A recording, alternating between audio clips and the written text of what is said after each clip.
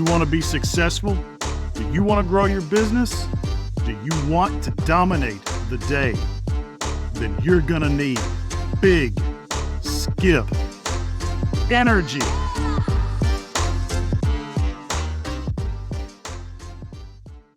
Connor Bartley, welcome back to the Big Skip Energy podcast. How we doing? I'm doing great, Skip. It's great to be here again. So thanks for Yes, having me sir. on. Yes, sir. This is now your 2.5 times coming on Yeah. the show. So thank you again for coming back on. I'm really excited about this, and Merry Christmas and Happy Holidays to you as well. Merry Christmas to you too. I appreciate that. Thank you. hmm I know this time of year, it's the end of the year for a lot of folks, obviously, trying to wrap up all their business. But, in the recruiting world, I imagine you've got a lot going on too. But before we dive into that, for listeners that maybe didn't catch your first time coming on the show, go ahead and introduce yourself. Tell everyone who you are, what you're all about. Sure. So my name's Connor Bartley. I am the National Recruiting Manager at Lower. I recruit, retail loan officers over to our team. I'm a volleyball dad, husband, San Antonio Spurs fan, Yes, as Simon I and can see back Garfunkel there. Yeah. listener, all those kinds of things, and just really enjoy this mortgage industry and the people in it and the resilience of folks and just the real inventiveness that's going on in our industry right now. It's very interesting, some of the conversations that I get to have with people. So it's every day is a good time, and Yeah. I'll just enjoy doing what I'm doing. Yeah, I'm glad that you mentioned that because necessity breeds invention, right? Mhm. And I think we're starting to see a lot more of that in honestly, the last 6 or 8 months has been a big change for a lot of people trying to adapt to the quote unquote, I hate the phrase new normal, but that's what we're at, right? With this market that we've been in the last 2.5 years. And yeah, I've been seeing a lot of that. What are some of the most innovative things that you've seen kind of creep up, the last several months? Yeah, so I feel like there's a transition happening between personal or an evolution, let's call it. Maybe not a Uh-huh. transition, but there's an evolution from personal brand, which we've talked about sort of ad nauseum in our Yeah, industry for but still a years. lot of people still don't get, Uh, but yeah. Right. And not there's still a lot of people that haven't quite taken that step. And we're seeing an evolution beyond personal brand into a personal ecosystem Mm. where now we're starting to see well-branded loan officers really start to take their clients, referral partners off of social media and into their own personal sort of ecosystem and world through call to action posts, value bombs, newsletters, things like that. And so it's really interesting. And when I think of like the perspective that I'm starting to have on social media is it's like going to the orchestra and everyone is on stage with their instrument and they're playing a different song all together at the same time. And that is your Facebook feed, that is your LinkedIn feed, that is Instagram. Everyone's Yeah. playing their own song. And so it's really difficult to make sure that your song is the one that's heard. Mm. And so the ecosystem is then taking them out of the concert hall with all the other musicians on stage and doing a private show. It's just you on stage playing your instrument, playing your song. And so I'm starting to see some real sophistication around that strategy to get people into your own ecosystem and world and kind of go beyond the personal brand and bring them into your personal ecosystem. So it's really fun to watch. Yeah, I bet it is. I bet it is, man. What are some so if you're somebody out there who's listening to all that noise and trying to find the beat of their drum amongst all those different players, what are some of the strategies that you recommend trying to say, okay, I'm trying to get noticed, sure, but I also want to try and join, the group that best reflects what'll help me grow. Yeah, so I think it's so you need to identify your ideal customer, right? Yeah. Your ICP, and really be able to hone in the way that you're going to attract them and speak to them specifically. What I see a lot of originators do is they make their best attempt at branding and they do a great job and God love them, but they're speaking mortgagees a lot, right? They're almost only talking to other loan officers in some of the content that they produce. It's very specific to being, it's very mortgagey, right? And Yeah. so we got to remember that your client doesn't know what Uh, LTV is. They I don't don't care know if they what. bought 10 houses. It doesn't matter. Right. And so, I mean, hey, I've been recruiting mortgage people for nearly 10 years. There's a lot of acronyms you could throw at me. I would have no idea what you're talking about. So, and so, crafting that conversation in a way that really speaks directly to the audience that you have, but really understanding them. Like, what are the things that they fear about buying a house? What are the things Mm, that would bring them great joy? And really just trying to educate them on the things that they would be afraid of, and mm. then show proof of the things that they would love, right? And when you can put those two worlds together, now you're really going to speak directly to that ideal customer or the ideal Yeah, client, and yeah, then you can start to add tremendous value to them and invite them into your world. And that's how you kind of get them out of the noisy place and into yours. So that's the short version. There's a sure. lot of other nuances in there that have been shared with me, but I really think that is kind of the wave of the next future. And I think, and I'm not sure if this is exactly where you're going with your question, but if you don't have that where you are, if you don't have, like, if that's something that interests you, let me put it that way. If that's something that really interests you, because you do need to have a passion for it to start pursuing it. Mm. But if that's something that you're really interested in pursuing and you don't have like minded people around you, then it really is about finding the culture that you can go to that's going to appreciate what you want to do and not just tolerate it, that's Or really even going go to against it. yeah, and but that's really going to support you and Yeah. help you find the information that you need, connect you with people that are further along the journey, and have them help you so that you don't have to make the same mistakes they did, and you can expedite your growth and those types of things. And so I just think if you're in any frame of mind, whether it's personal ecosystem or getting into personal branding or pursuing some other thing, Hmm. the goal really should be to get in the room with the people that are going to help you get there faster. Yeah. And, I appreciate loyalty in our business. I think it's important to a certain degree, but at some point, your professional development needs to outweigh the loyalty to you, that you have to where you work, so that you can do more for your referral partners and your clients. Because if Hmm. the company that you're at isn't getting you further along and getting you to where you want to go, that's a key distinction because everybody has different motivators, different goals. Not everybody wants to grow from 10 million to 20 million to 50 Exactly. to But 100. you know, Not that everybody that wants to go aside, that your route. point's still valid. So if you're not supported in where you want to go, you need to go find it.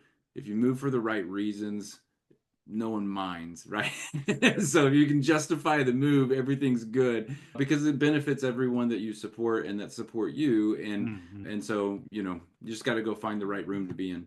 Yeah, well, you did. You read my train of thought well. I was going to transition this into the recruiting talk. So you said something there that's really, well, two things that I really want to kind of go back to. One, isn't it funny how a lot of what you just mentioned there is also how LOs should be approaching their prospecting as Mhm. far as focusing on what motivates people and Oh, finding out absolutely. their why. It's almost like they're the prospect for you, right? And they sometimes forget that. They lose sight of that. And that they say, okay, look, I need to be treating my customer a certain way. Well, is my company treating me the way that I want to treat my customers? I think is something that gets overlooked a lot of times.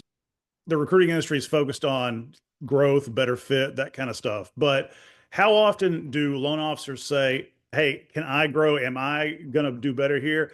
How often do they really say, how well will my customers do here? How much better will my Right. borrowers be if I go here? Right. Right. And I think that's something that gets overlooked a lot. Would you agree with that? Absolutely. Yeah. I definitely agree with that. And I think that's really something that anyone who's pursuing some sort of change in their career really does need to, think that through quite a Mm-hmm. bit. I've had several conversations where you might arrive at the new company and then find out, oh my gosh, they don't have this product, Yeah. or there's an underwriting overlay that we didn't discuss, during the process. And Or their onboarding's a complete and total disaster, and you're left or wondering what the hell's going on. yeah, absolutely. And so those are all those things. And if I were a loan officer, I would really want to write down, and I love when I talk to people that have done this, where they've got, I mean, 50, 60 questions. I mean, they have really thoroughly thought about a lot. And at the end of the day, they're still not going to get every question that they have answered because they haven't thought of every question, right? But Sure, no one does. I don't care how long you've been doing it.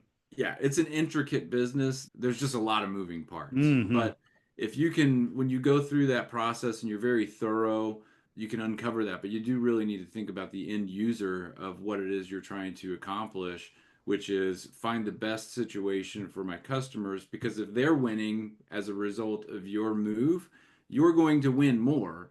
And because you're going to deliver a better experience, you're going to have more opportunities or more to offer, so it ends up being a win all the way around. For sure. So before we transition kind of into the next topic, I want you to do me a favor, if you would. We're talking about all these people making changes and shifting. They're going, but you know what? You recently made a major change yourself. You changed companies here this year. And if you wouldn't mind, I'd love for you to share your story about doing that and kind of what motivated you to take that leap of faith. Because I mean, let's be honest, no matter how many conversations you have, at some point it's going to be a little bit of a leap of faith, all right? Yeah. So if you wouldn't mind sharing your personal story as far as what motivated you to say, you know what, I think that I can do more for my prospective Sure. MLOs over Yeah, here. absolutely. I felt like there was a moment somewhere during the year where I really landed on this idea of, and honestly, Skip, so random moment of inspiration, but Hmm. my family and I over the summer, maybe it was before the summer. Anyway, we started watching on Netflix old episodes of Friday Night Lights. Oh Okay. yeah, yeah, yeah. And so we are just watching those shows, and we end up watching all the episodes, right? Like we get to the very end, and if you were ever a fan of the show, and if you weren't, I'll share. But you got the head coach of the football team and his wife, and she's like the principal at the school.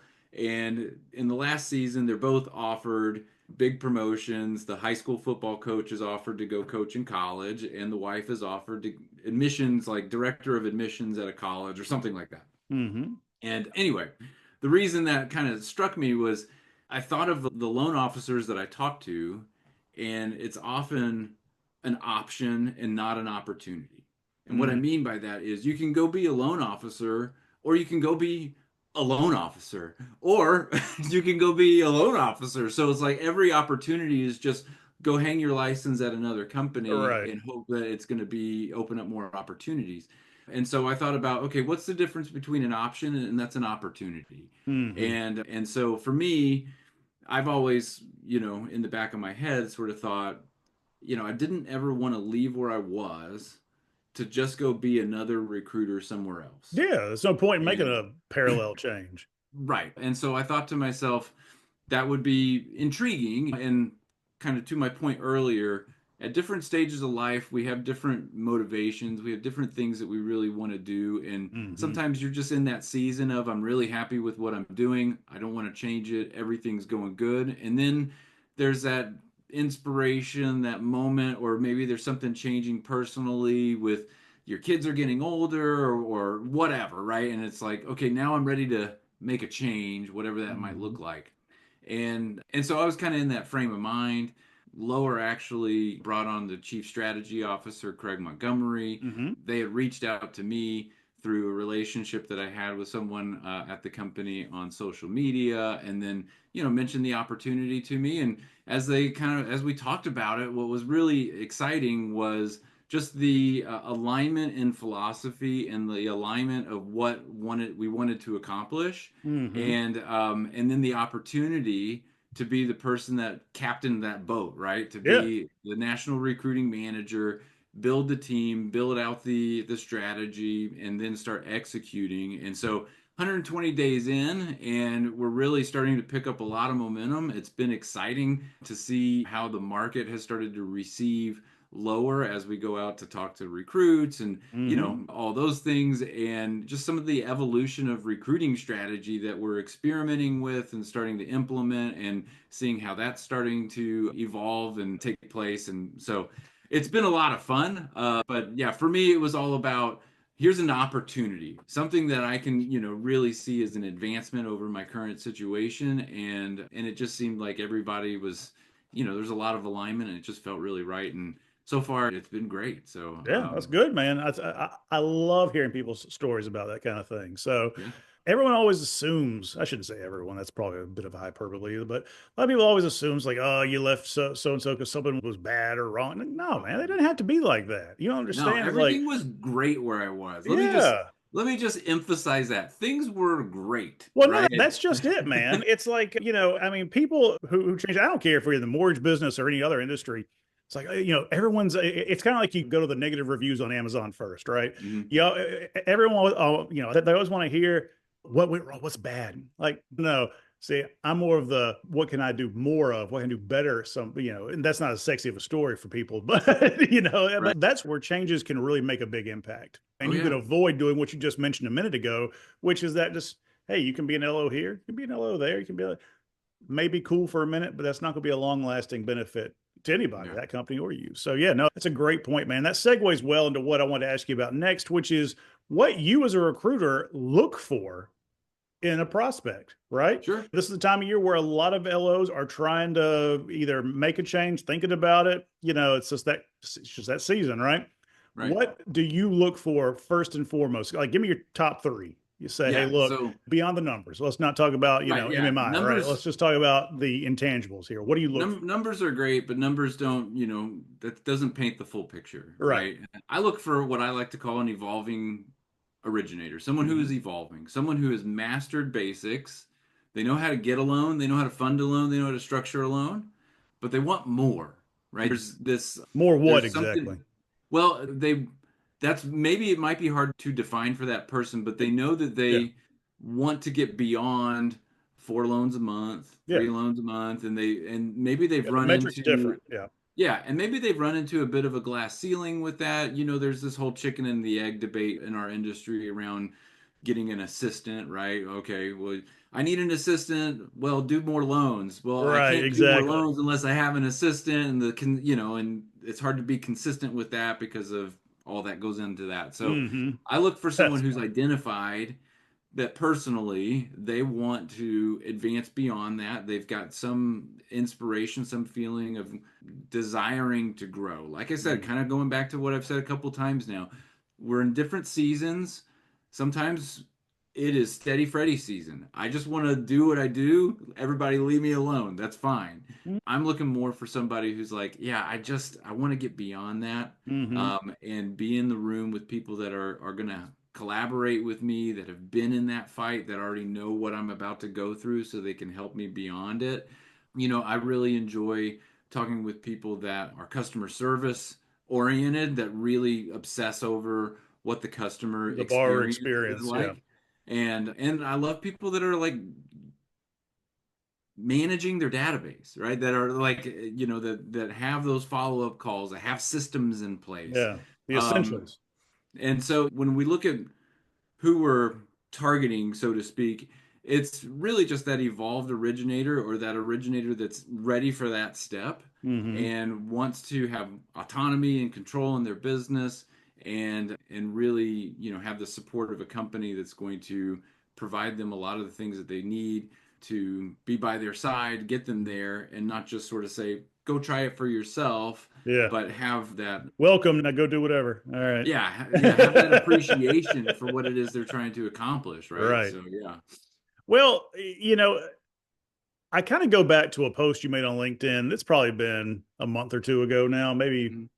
6 weeks, I don't know, that I commented on because it really resounded with me. It's what you were mentioning about, basically, does the company that you're at or that you're looking at going to, do they invest in you? And Mhm. not talking about the pricing or the LOS or the CR. No, do they invest in your development, like Right, you personally, right, where essentially they are rolling the dice and say, hey, you know what? It's more expensive to not invest than it is to invest in our people. And I really, that's one of course, I just made the change over to self employment and I'm now a full time, sales and business development trainer and strategist. congratulations.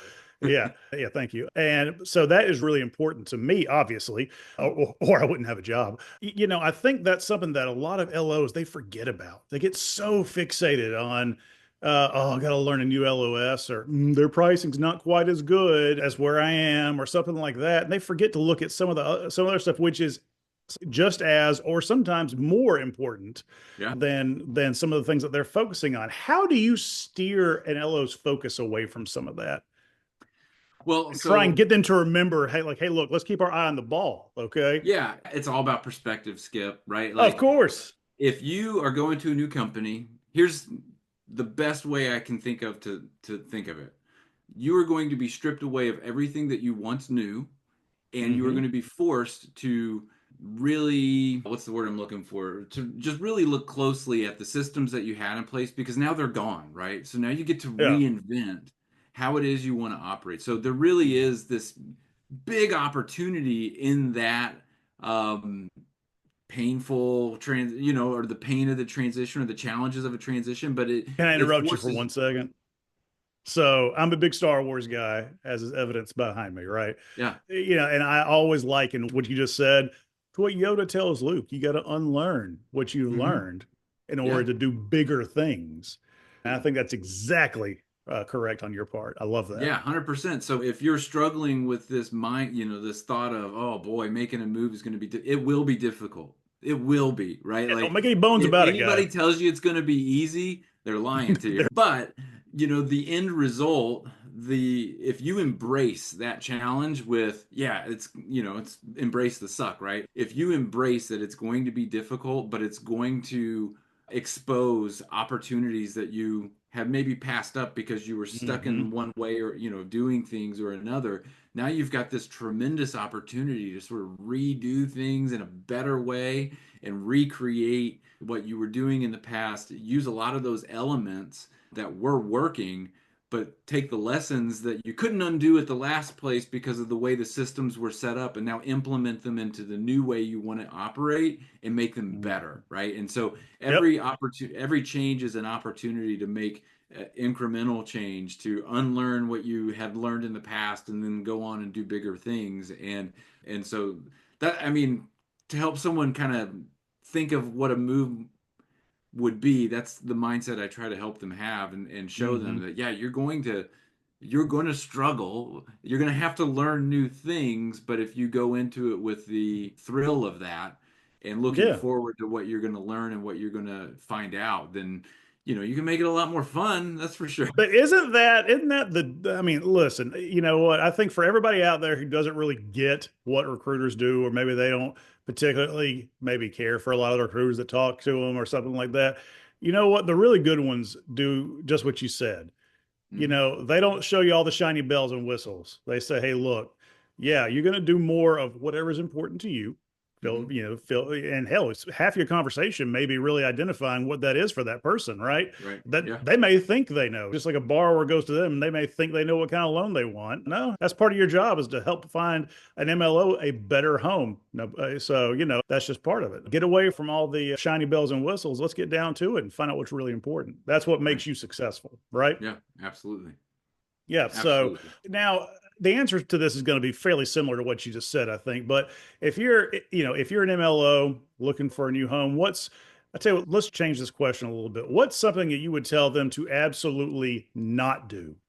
Well, don't just take an opportunity for like the biggest check, right? Like Yeah, the biggest like sign-on bonus, the most bips or whatever. Yeah. it may end up that the best opportunity for you is that. So, Yeah, there's nothing wrong but with it. but like I said earlier, you've got to be able to justify the change to the stakeholders in your business, right? To the Mhm. referral partners that are counting on you to execute, and when they send you a referral, to the clients that are counting on you to execute. And so when you can have that justification, everything else falls into place. So don't get wrapped up in, you know, how big this is or the bonuses or that is or whatever. Just take a look at what is going to be holistically an advantage for everyone involved, because Yeah. that's a short-term way of thinking. And when you think long-term, when you think in 5 years from now, 10 years from now, and you think of what this opportunity is going to be able to do for you professionally in your development, how you'll be able to incrementally grow in your Hmm. production, things like that, I mean, that's really where you become a much more valuable loan officer over time. And so I would look at things in terms of 5 years down the road and all that you stand to gain versus just what's coming in the first 3 months. Yeah, I love that because a lot of times you've got LOs that may be struggling, like, hey, they may be closing 1 million a month, which, you can make a fine living doing that. It's not rock star production, but they're like, oh, this is so bad. Or maybe they're struggling now. Maybe they're at 750. They want to take it, and they see the shiny bips, or maybe, hey, they're off your little sign on. They're like, oh, well, I got to take that. I'm having a hard time right now. You got to get past that short term thinking and say, ask yourself some really tough questions. Are you in this for the long haul? Do you really want to go someplace where you can grow, not just in the next 6 months, but in the next 6 years? Is that something Right. that you want to do? And I think that's a big challenge for y'all in this industry Yeah. these days, especially. Yeah. I mean, it really is about the long term because you've just got to get into the environment that's going to help you thrive. Yeah. And whatever that looks like for you. And it's really about having that understanding of self, what it Mm-hmm. is you need, and really just kind of finding where it checks all those boxes and more. And then getting comfortable with the idea of again, I'm gonna have Yeah. to take this leap of faith. And I'll share Yeah. this one more just thought, Skip, and this maybe is Yeah. Please a do. off topic a little bit. The way I look at it is there's a bit of a cost of waiting. If I were looking at other opportunities, or if I had arrived at the place in my mind, okay, I'm going to look at other Mm-hmm. opportunities. What can be a spiral of sorts is if you take 3, 6, 9 months to look at other opportunities and you're just sort of shopping here or there and kind of looking at multiple different places. While that's good, what ends up happening to a lot of people is mentally you start to check out on the job that you have. There's a lot of time that Mm. goes into those conversations. You start to see sometimes your production take a small dip there. And then you go, I can't do this now. I've got to get back to focusing on my production because that's what's paying the bills. And then you start working back up and Cycle at you're that point. Yeah. right. Yeah. And then it becomes a cycle. So the way I would say, and this just my advice, but if you are at that place where you're like, yeah, I think it's time for me to make a move, before you have any conversations, go through the checklist of what are get to know yourself, right? Just get a strong understanding of all the things you need, write out all the questions you want to ask. Then pursue the opportunities and try and execute the plan in a 1 to 2 month period. I think 30 to 60 days to identify where you want to go through the process of learning that company, negotiating your deal, all those things, and then make that transition. So you don't have that period of time where your mind is occupied with the move and not on everything not on your production. And then you Mm-hmm. can get settled in your new company, go through the transition and onboarding process, and then you're up and running right away, right? I see people kind of take this process and drag it out for a very long time, and it can really hurt your business, and it can really lead to that cycle of I'm going to put it on hold for now, and then I'm going to come back to it, and then you might feel Yeah. like you burnt a bridge because you were getting down the road with this one company, and then Yeah. you wanted to put it on hold, and now you feel guilty about that, so you don't want to talk to them, and now you're starting over, and you're looking at other companies. And the reality Ah, is, yeah, yeah. that one place could have been the perfect place for you, and you could have Yeah. Yeah. been there Yeah. 9 months ago doing one extra loan a month, and now Or you've if you're cost keeping yourself up your nine to go. pipeline and still looking, it's going to drain you mentally. It's going to tax. Yeah, It's so taxing. yeah. I mean, It's it's the you same just got thing. to be just decisive, know where you want to be, and that's why I think it's important just over time to have those conversations with the recruiter when they call and start Mm-hmm. building that relationship. Get Yeah. comfortable with people, build trust, get an understanding of, okay, what are the companies or who are the people that I feel will shoot me straight, that are going to be able to answer my questions, that I know are going to be honest and I can trust. And then when you made that decision, it's time to go. Now you know who you want to start with. Who are the people that I Yeah. feel the best about? Who are the leaders that I'm aligned with? Because I've had those conversations already, and start there, and then go through that process. That's great information, man. Thank you so much for sharing that. And, before we wrap up, I got a couple of very important questions to ask you. One is, do you consider the San Antonio Spurs to be the best run franchise in the NBA? I do absolutely, without a doubt. No, Shocked I to say mean, that. yeah. I mean, just so much of Unbelievable. my so much of my own personal life has been influenced by just the San Antonio Spurs and the philosophies of that organization. Just like pound the rock, the Jacob Hmm. Riis quote of the Stonecutter's credo. You can look it up, but and playing all 48 minutes, all those things. Like, yeah, absolutely. The Spurs, they're dynastic, man. They're coming back. Dynastic. So David Robinson or Tim Duncan? so I'm more of a Ginobili guy. Choice C. I like it. Yes. So David Robinson is why I was a San Antonio Spurs fan to begin with. Mhm. Tim Duncan, probably one of the top five players of all time.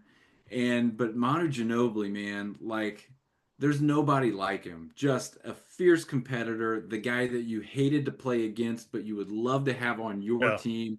I mean, and just irrational confidence. I love that phrase, and that sums up Manu Ginobili in two yeah. words. The guy just he never thought he couldn't do it. And so he just did. And and Mhm. I just Look at love that. that That's a there's a mindset Ginobili discussion guy. too for another day. Oh yeah, absolutely.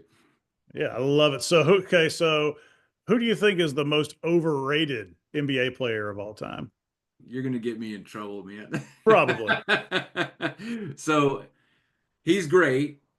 Don't get me wrong, the guy's great, but I'm not a LeBron James fan. I knew you were going to say I'm not. that. The guy, in my personal opinion, the guy, he changed basketball when he went to the Miami Heat. He started the big three sort of mentality where these teams started to try and sign, three max players or try and get three guys as close to the max as they can on contracts, which Mhm. we've seen the fallout of that. And it happens almost every year. LeBron joins the team, he recruits his best friend from whoever's the big free agent for that season. They Yep. take up all the salary cap and then they get frustrated because they don't have enough help off the bench. Well, you can't pay anybody because you're taking all the money, you and your friend and maybe the third player on the team.